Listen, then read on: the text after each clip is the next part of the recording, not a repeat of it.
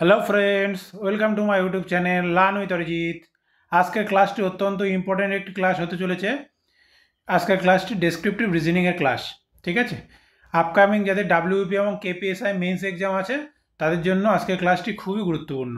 ঠিক আছে, তোমরা জানো আমি উইকলি তোমাদের টাস্ক দিচ্ছি, সেখানে আমি ডেসক্রিপটিভ ম্যাথ এবং ডেসক্রিপটিভ রিজনিংয়ের যে টপিকগুলো মেনশন করে দিচ্ছি সেই প্রতি উইকে আমি সেই সমস্ত টপিকের উপরে ক্লাসগুলো প্রোভাইড করে দিচ্ছি। ঠিক আছে, তাহলে আমি এখানে কিছু কোশ্চেন সলভ করাবো। ঠিক আছে, সেগুলো অবশ্যই তোমরা খাতায় তুলে নেবে, কিভাবে করছি, কিভাবে স্টেপ বাই স্টেপ করলে ফুল মার্কস পাওয়া যাবে এখানে সেটা আমি সেইভাবে করে দেবো। ঠিক আছে, সলভ করে দেবো, তোমরা সেইভাবে সব ফ্রেশ খাতায় কিন্তু তুলে নেবে। প্লাস আমি কি দেবো, আমি হোমওয়ার্ক দেবো, HW দেবো। ঠিক আছে, সেগুলো তোমরা নিজেদের যতটা শিখলে তার উপরে বেস করে করবে। ঠিক আছে, যদি কনফিউশন থাকে আমাকে টেলিগ্রাম গ্রুপে পাঠাতে পারো, আমি দেখে দেবো। আর যদি মনে করো যে না ঠিক আছে তাহলে সেইভাবে রেখে দেবে। ঠিক আছে, তবে অবশ্যই সবাই ফ্রেশ খাতায় কিন্তু তুলে নেবে, না হলে কিন্তু পরীক্ষার আগে যখন রিভিশন করবে তখন কিন্তু সমস্যা হয়ে যাবে। ঠিক আছে, ফ্রেশ খাতায় তোলা থাকলে কি হবে, রিভিশন করতে সুবিধা হবে। বোঝা গেল? আচ্ছা, মোটামুটি যেভাবে উত্তর করেছি আশা করছি ফুল মার্কস পেয়ে যাবে। আজকের টপিক কি আছে, ভেন ডায়াগ্রাম এবং ডিরেকশন বেস। ঠিক আছে, যে কোশ্চেনগুলো আসে তার উপর।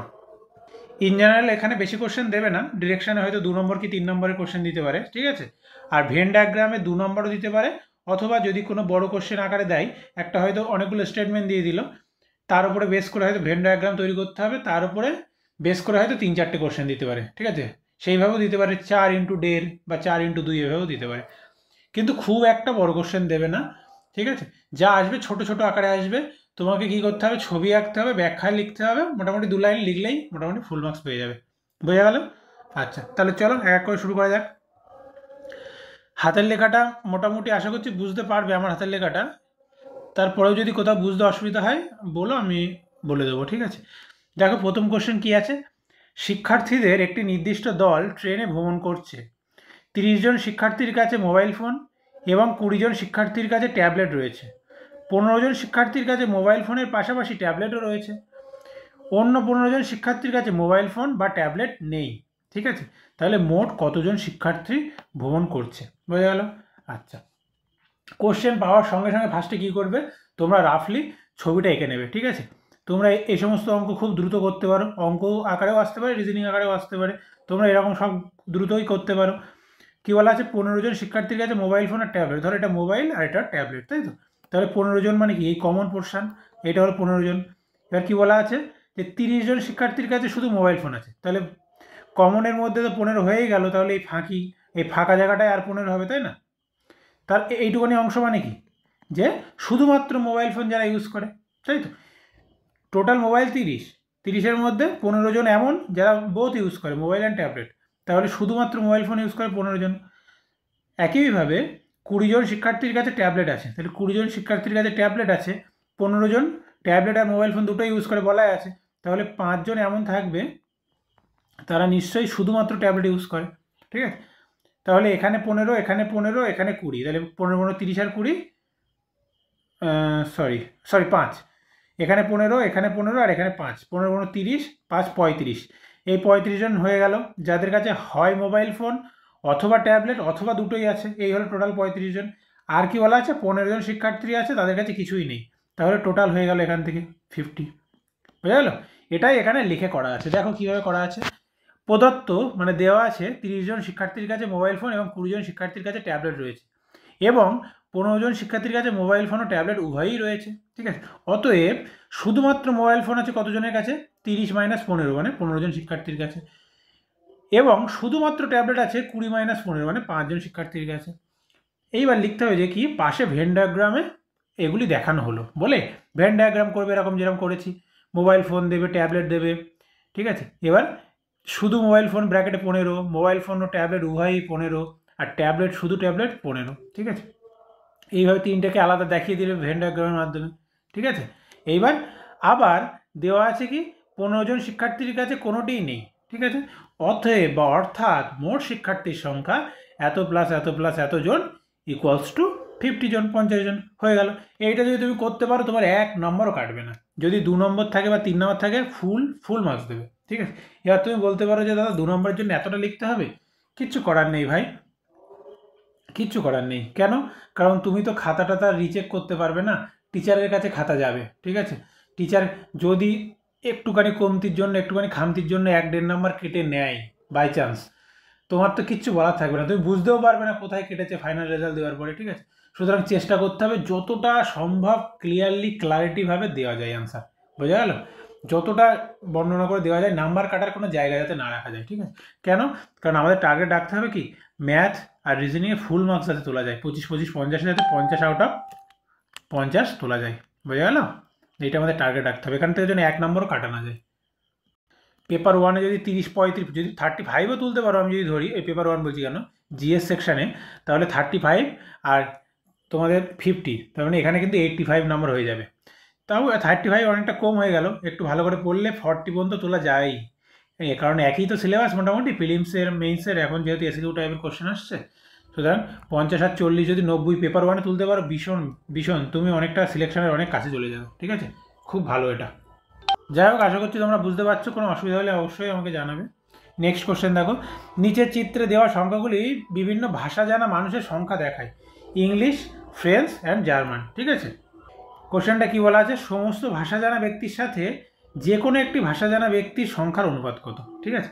তাহলে প্রদত্ত চিত্র থেকে বলা যায় যে সমস্ত ভাষা জানা ব্যক্তির সংখ্যা 100। সমস্ত ভাষা মানে কি, কমন পোর্শনটা, কমন পোর্শনের যে ব্যক্তি আছে তিনি সব ভাষা জানেন, যতজন ব্যক্তি আছেন, ঠিক আছে? তাহলে 100 এখানে পেয়ে গেলাম, *2। এবার কি বলা আছে যে না, যে কোনো একটি ভাষা জানা ব্যক্তির সংখ্যা, তাহলে শুধুমাত্র ইংলিশ জানে কতজন বলো, 210 জন, শুধুমাত্র ফ্রেঞ্চ জানে কতজন, 200 জন, এবং শুধুমাত্র জার্মান ভাষা জানে কতজন, 190 জন। তাহলে সেটাই বের করতে হবে যে অর্থাৎ বা এবং যে কোনো একটি ভাষা জানা, অর্থাৎ শুধুমাত্র ইংলিশ ভাষা, শুধুমাত্র ফ্রেঞ্চ ভাষা এবং শুধুমাত্র জার্মানি ভাষা জানা ব্যক্তির সংখ্যা যথাক্রমে এতজন। অতএব সমস্ত ভাষা জানা ব্যক্তির সংখ্যার সাথে যে কোনো একটি ভাষা জানা ব্যক্তির সংখ্যার অনুপাত 100:, এটা যোগ করে দিতে হবে, ঠিক আছে? এটা যোগ করলে কত হয় দেখো, 190 থেকে 10 নিয়ে নিলে 210 থেকে, তাহলে 200 200 400, 200 600, সরি এটা তো ভুল হয়ে গেছে, 200 200 400 600 হবে এটা, ঠিক আছে?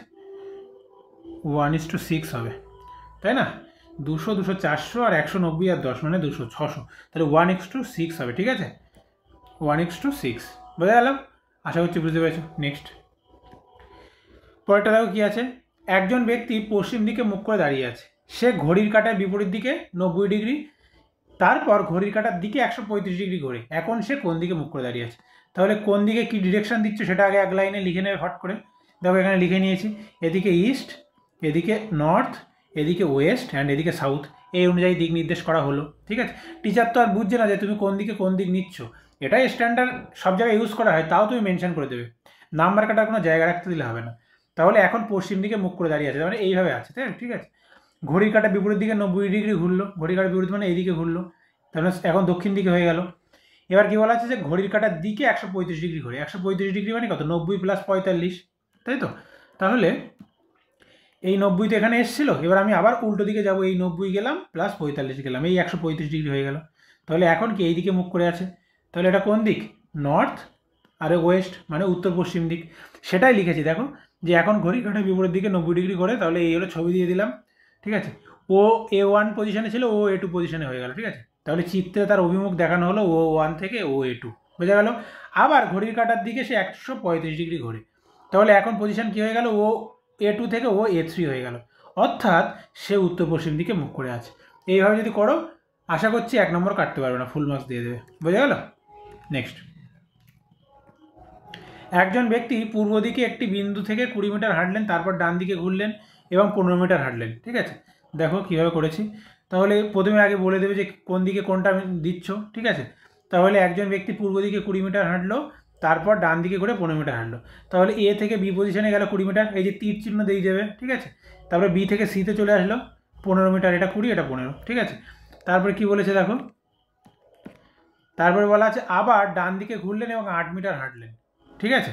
তাহলে আবার ডান দিকে ঘুরলেন এবং 8 মিটার হাঁটলেন, তাহলে এই যে সি থেকে ডি দিয়ে দিলাম, বোঝা গেল? তারপর কি বলেছে, তিনি আবার ডান দিকে ঘুরলেন এবং 6 মিটার হাঁটলেন, তারপরে কি ফাইনালি শুরু বিন্দু থেকে তার দূরত্ব কত, ঠিক আছে? আচ্ছা, তাহলে তিনি আবার ডান দিকে ঘুরলেন এবং 6 মিটার হাঁটলেন, তাহলে আবার ডান দিকে ঘুরলাম, ডি থেকে ডান দিকে মানে কি ওপরের দিকে উঠবে, ই বিন্দু দিকে থামলো, তাহলে এইটা হয়ে গেল কি তার টোটাল যাত্রাপথ, এই যে এইটাই হলো টোটাল যাত্রাপথ, এখান থেকে শুরু করলো এখানে শেষ করলো। এবার বলেছে তাদের মধ্যে দূরত্ব নির্ণয় করতে হবে, তাহলে এখান থেকে এই যে ডিস্টেন্সটা সেটা বার করতে হবে। ঠিক আছে, তাহলে এটা বার করার জন্য কি, এখান থেকে আমি ডট ডট যদি লাইনটা নিই, এটা ট্রায়াঙ্গেল হয়ে গেল এরকম, তাই তো? তোমরা এগুলো তো সবাই জানো।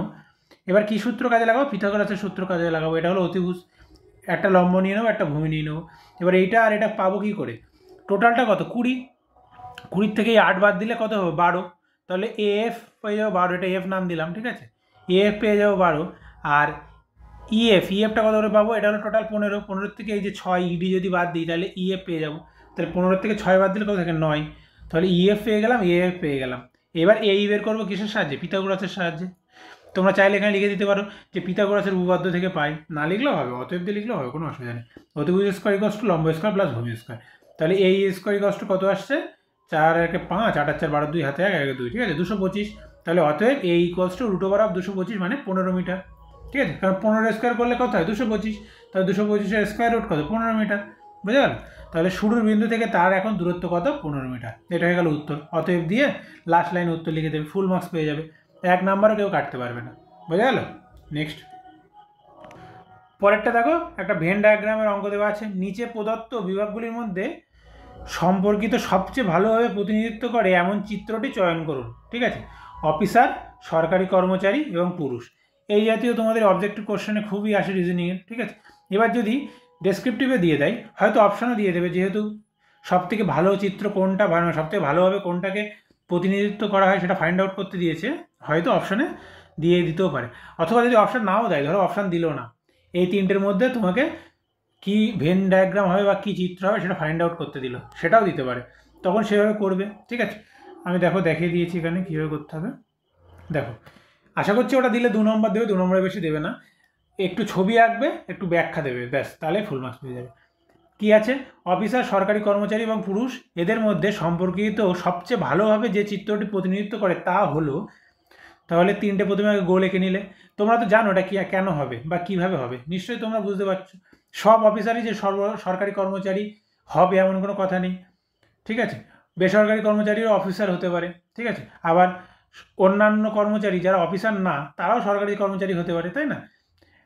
আবার সিমিলারলি পুরুষ অফিসার পুরুষও হতে পারে, মহিলাও হতে পারে। সরকারি কর্মচারী পুরুষও হতে পারে, মহিলাও হতে পারে। আবার সমস্ত পুরুষই যে অফিসার হবে আবার সরকারি কর্মচারী হবে তাও না। আলটিমেটলি অফিসার, সরকারি কর্মচারী এবং পুরুষের মধ্যে সাম রিলেশন, তাই তো? আমরা যেটাকে বলি যে সাম, কিছু অফিসার পুরুষ, কিছু পুরুষ সরকারি কর্মচারী, যাই হোক সাম রিলেশন, তাই তো? তাহলে এবার ব্যাখ্যাটা লিখে দিতে হবে 1 লাইন 2 লাইনে, যে কারণ 3টি বিভাগের মধ্যে কিছু অংশ পরস্পরের সাথে সম্পর্কিত। ঠিক আছে, কিন্তু সমস্ত অংশই যে পরস্পরের সাথে সম্পর্কিত তা সঠিকভাবে বলা যায় না। তাহলে এটা হলো আমার ছবি, এটা হলো আমার ব্যাখ্যা। আমার নাম্বার কাটার কোনো জায়গা আছে? নেই। এবার কেউ যদি মনে করে যে না দাদা বা স্যার আমি এইভাবে লিখব যে কিছু অফিসার সরকারি কর্মচারী, ঠিক আছে, আবার কিছু অফিসার সরকারি কর্মচারী নাও হতে পারে, একইভাবে কিছু সরকারি কর্মচারী অফিসার, আবার কি সব সরকারি কর্মচারী অফিসার নাও হতে পারে, তাহলে কী হবে? ওইভাবে লিখতে লিখতে 6, 7, 8 লাইন লিখতে হবে। ঠিক আছে, অনেক সময় যাবে। আমার মনে হয় না লিখলেও হবে, এই কিছু অংশটা মেনশন করে দেবে এবং সমস্ত অংশ যে সম্পর্কিত নয় সেটাও বলে দেবে, প্লাস ছবি এঁকে দেবে। 2 নম্বর দেবে, হয়তো 2 নম্বর কি 2.5 নম্বর দেবে, ম্যাক্সিমাম 3, তার বেশি তো দেবেই না। এটুকানি লিখলে আশা করছি ফুল মার্কস পেয়ে যাবে, কোনো সমস্যা হবে না। বোঝা গেল? আশা করছি বুঝতে পারছো। নেক্সট, পরে চলে আসলো হোমওয়ার্ক। আমি এখানে মনে হয় 5টা করালাম সম্ভবত, যাই হোক যে কটাই করালাম এই কটাই এনাফ তোমাদের জন্য। মোটামুটি প্যাটার্নটা তো শিখে যাচ্ছ। হোমওয়ার্ক থাকবে, এটা করবে, এটা মনে করো 1 নম্বর। ঠিক আছে, কোনটা মানে কি নির্দেশ করে সেটা দেওয়া থাকলো, তারপর কতজন মহিলা নিরক্ষরের সংখ্যা। ঠিক আছে, কিভাবে করবে? ফার্স্টে কোনটা মানে কি নির্দেশ করে সেটা লিখবে, এটা অ্যান্সার শিটে বা খাতায় লিখে নেবে, ফার্স্টে ছবিটা এঁকে নেবে, নিয়ে যেটা আমার অ্যান্সার হবে, অ্যান্সারের যে পোর্শনটা হবে সেই পোর্শনটা অবশ্যই কিছু একটাতে মার্ক করবে, ধরো ডট ডট দিয়ে মার্ক করলে। ঠিক আছে, দরকার হলে উত্তরের লাইনে লিখে দেবে যে ভেন ডায়াগ্রামে বা চিত্রে এরকম বক্স দেবে যে এইভাবে মার্ক করা অংশটি হলো আমাদের উত্তর, বা এই মহিলা নাবিক নিরক্ষর নয়। ঠিক আছে, চেষ্টা করো, যদি সমস্যা হয় বললে আমি করে দেবো। নেক্সট, তাহলে এটা হলো 2 নম্বর, এটা হলো 3 নম্বর। ঠিক আছে, এগুলো ডিরেকশনের কোশ্চেন থাকলো 2টো, আর একটা ভেন ডায়াগ্রামের কোশ্চেন থাকলো। ঠিক আছে, আশা করছি মোটামুটি এই কটা যদি তোমাদের খাতায় থাকে, আমি যেগুলো করে দিলাম সেগুলো অবশ্যই ফ্রেশ করে তুলে নেবে সুন্দরভাবে, আর যেগুলো হোমওয়ার্ক দিলাম করে নেবে। ঠিক আছে, আর যদি তোমরা কোথা থেকে প্র্যাকটিস সেট বা মক টেস্ট ইত্যাদি থেকে যেখান থেকে খুশি যদি কোশ্চেন পাও সেগুলো নিজেরা সলভ করে ফ্রেশে তুলে নেবে, ঠিক আছে। ফ্রেশে তোলার উপকারিতাটা কি, তোমাদের ফাইনালি লাস্টে তোমাদের রিভিশন দিতে কিন্তু খুব সাহায্য করবে।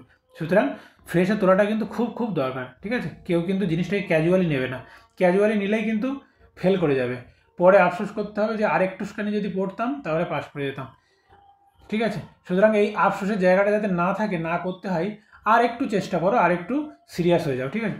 তুমি যতটা চেষ্টা করছো বা সিরিয়াস আছো, আর একটুখানি সিরিয়াস হলেই বা চেষ্টা করলেই তুমি সাকসেস পেয়ে যাবে, ঠিক আছে। যাতে সেই আফসোসটা আর পরীক্ষার পরে না করতে হয় সেই জন্য একটুখানি সিরিয়াস হও আর একটুখানি চেষ্টা করো, ব্যাস, তাহলেই তুমি সাফল্য পেয়ে যাবে। বোঝা গেল? আশা করছি বোঝাতে পেরেছি। সকলকে অসংখ্য ধন্যবাদ ভিডিওটি শেষ পর্যন্ত দেখার জন্য। লার্ন উইথ অরিজিৎ ইউটিউব চ্যানেলটা অবশ্যই সাবস্ক্রাইব করতে হবে। ভবিষ্যতে এই চ্যানেল তোমাদের সাফল্য পেতে অনেক অনেক সাহায্য করবে, ঠিক আছে। ভিডিওটি কেমন লাগলো অবশ্যই জানাবে, একটা মূল্যবান কমেন্ট করবে। তোমাদের একটা পজিটিভ কমেন্ট আমাকে অনেক মোটিভেট করে, এবং অবশ্যই ভিডিওকে একটা লাইক করবে, ঠিক আছে। সকলকে ধন্যবাদ, গুড লাক, সকলের স্বপ্ন পূরণ হোক, সকলে সফল হোক। Thank you.